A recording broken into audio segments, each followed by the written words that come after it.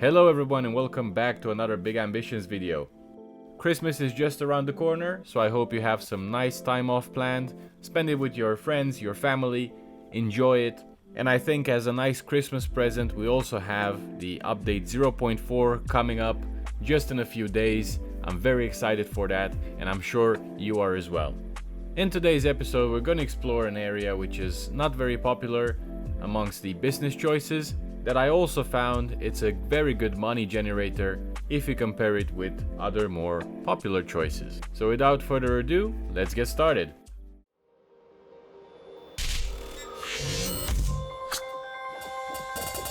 And just quickly before we get started, in case you missed it, the IKEA store now has Christmas trees and decorative items such as luxury Christmas presents and large bundles, Christmas lights, cookies and milk, and more. The devs were very quiet about this. The only thing that we got was on the 31st of October update, which mentioned that in December there will be some decorations. And when we logged in, all of us saw the change of the city with the decorations on the streets, but there was no mention that we will have decorations to apply within our shops. So I'm happy to explore them in today's episode with you. So last time we did Precise Cuts, which is our hairdresser business, and we went through a roller coaster of emotions because it was not doing very well. We didn't have enough clients, and we managed to use everything that was in our power in terms of changes. We reduced the personnel, we improved the timings, and now we're at 4.k profit per day, so I'm happy with that. It's not amazing, but at least it's not bleeding money, so that's a good thing happening. And for today's episode, let's have a look at the map and see what we're playing with. So as you probably know now, my goal is to have all retail business, and all businesses for that matter, but retail first, in Midtown. And with the current state of my game, I only have two choices, which is these two tall buildings. They're both 1,000 square meters. One has a 31 traffic index with a 75 capacity, and the other one has a 24. So naturally, I'm gonna go for the one with a higher traffic index, and hopefully it's gonna be good. But I promise you, you would be surprised of how much money we can generate with this business. And which business that is, you might ask? Well, we're gonna go with a florist shop. Yes, you heard me right. And because I lack a bit of inspiration, I'm just gonna have a look around because there's 4 other florist stores around here. So out of all of them, this has the most traffic index, and I think is gonna be the main competitor. Just out of curiosity, so the evaluation is at 11.9, this one, 29 million for that one, and this one here is at 13 million. So interesting, but I guess it's just because of the size of the building. Yeah, because this one is 1,000. Okay, well, we got a quick look at the competitors, and it's time for us to create the business as well. I'm gonna go with the name Blossom and an ugly logo, and let's have a look to see if we have any customer service here. And we do, which is great because we can just hire some of these guys and then we'll be good to go. So we're gonna go with 4. The plan here is not to have cash registers, but checkout counters. And let's take a look at our purchasing agents to see if we have any modern and cheap. Yes, and we do. I keep cutting myself in the middle of the sentence because I guess my hands are faster than my mouth in this scenario. So we're gonna go with 2,000. Well, 1,000 I think is enough. 1,000 each. And this is gonna go to warehouse number 2. And since this is warehouse number 2, the logistics manager is here. Gonna make another delivery to Blossom of 500 flowers of each. Okay, so that should be good. And now that we've done that, we can go ahead with the tedious part of actually ordering stuff for this beautiful flower store. So I'm a bit confused, I'm not gonna lie, and because I don't want to use Google, which you can do if you have any troubles not understanding what exactly is needed for a specific shop.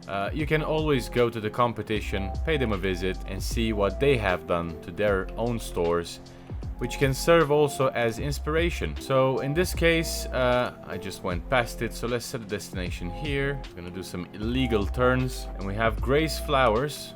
Oh god, head-on collision. It's okay. Let's park the car and have a look inside. Okay, so what they have here is the rounded shelves. And look, they have a Christmas tree already. It's a nice, sweet little shop with some basic decorations. Nothing too fancy. I don't know why they have a table in the back here, but this is what they have currently. So now that we kind of got an idea of what's needed, it's time to have a look, see where those rounded shelves are located. So I think these are the guys that have them. Yes, there we go, rounded shelves. So we can go ahead and order quite a few because we have a large area to cover, and we're not just gonna go for flowers. You know how I love a good twist. We're gonna add some other things as well. So for now, let's go with maybe 14 of rounded shelves. I think should be enough. We also need some cabinets, but I think I'm gonna leave that for later. We need a couple of cleaning stations as well. And maybe, just maybe, we can add some gifts as well. We shall see. And let's not forget the storage shelves, some shopping baskets. Let's put 4. Okay. And because I don't like those the cashiers with drawers that this shop has, I'm gonna go with the IKEA here and maybe schedule it for Sunday, because they have the modern version of them, which looks a lot nicer in my opinion, of course. And while we're still here, let's add some Christmas trees, some presents, some Christmas stockings. I have no clue what they look like, but we'll find out today. Let's do a couple of tables to put the milk and cookies on. Actually, I think we're just gonna go with sofas and some coffee tables, and maybe we can put the cookies on the coffee table. Let's see what those modern, there we go, modern cabinets, that's what we're looking for. We need some plants as decoration as well. Planter boxes, always a good choice. And I think that's it for now. So let's order them in. And in the meantime, we can manage our employees a bit better because they are unmanaged. So my plan for this one is to be open until midnight, 16 hours every day. And there isn't much else we can do because we don't have the necessary items such as the cashiers and so on. And without those, there is no place for us to assign our employees. But look at this location, it's really good. It's at the street level. I've started to build this store without a particular design in mind. I had a rough idea that I would prefer it for the checkout counters to be placed at the back of the store, and this way I will allocate more space to the display units and allow the customers to explore the full length of the store before reaching the payment points. The most tedious part of any build is bringing the items in from outside. Unfortunately, this hand truck is limited at 4 boxes maximum, which makes the trips feel a lot longer. And I guess this is why the devs decided to add the blueprint functionality in-game and the interior installation firms. Using those reduces the time for this entire process by quite a lot, since you don't really have to do anything but wait 24 hours. The downside of this is of course limiting your own creativity, which is why I like to use them as little as possible in my builds. The store itself is nothing too fancy or crazy. As I began to bring the items in, the picture of the shop started to fill in as well. I felt that because of the nature of the store, which is selling both flowers and gifts, it would make sense to have the rounded shelves scattered around the store floor, without giving the sense of a particular order. I wanted to have a mixture of all 4 choices for our customers, which are the cheap and expensive flowers, as well as cheap and expensive gifts. And with the newly added Christmas decorations, it gives another opportunity to fill in those gaps that might naturally occur in a setting such as this one. The Christmas trees are beautifully designed, and the gifts you can purchase separately help to complete the Christmas picture. I also felt that it might give the shop a cozier look if I added a few sofas in the shop as well, creating a sort of relaxing corner to enjoy the cookies and milk at the coffee table. Unfortunately, because the store is not ready yet, the employees we hired earlier submitted their resignations. This is normal, but it means we have to replace them. So let's go ahead and check our candidates list and see if we can find someone.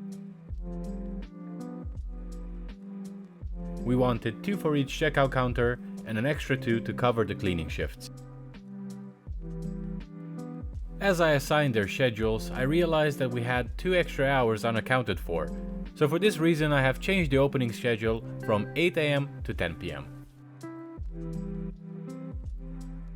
Continuing with the build, I was in a position of dedicating a space for each rounded shelf, so here I tried to make it random while also allowing enough space around it for the customers to walk by freely. I've also tried to be just as random with the selection of products. Of course, this was just an appearance, as in reality I've tried to place the most expensive items close to the registers and have a mixture of the four in the middle and the start of the store. There is no specific correlation between the item placements and the profits, but I know this is one of the real-world tactics, so I decided to use it as well. And in case you are wondering what benefit is there in real life, it's quite simple. As you walk towards the payment point, you may see something you like, or you may have forgotten to purchase an item, in which case you're more inclined to quickly grab whatever option is the closest to you on your way to the till, rather than walking all the way back to the start of the store.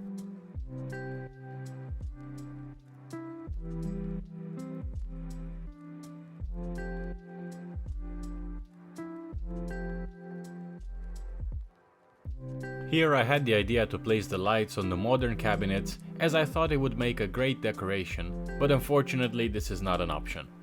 Perhaps if the devs see this, it might come as a part of the next update, but for now I'll be just as happy to have them at all. The shop is starting to take shape and I feel quite proud of the way it looks. I'm hoping that with the products we sell, combined with the location and accessibility of the building, that is going to be a success.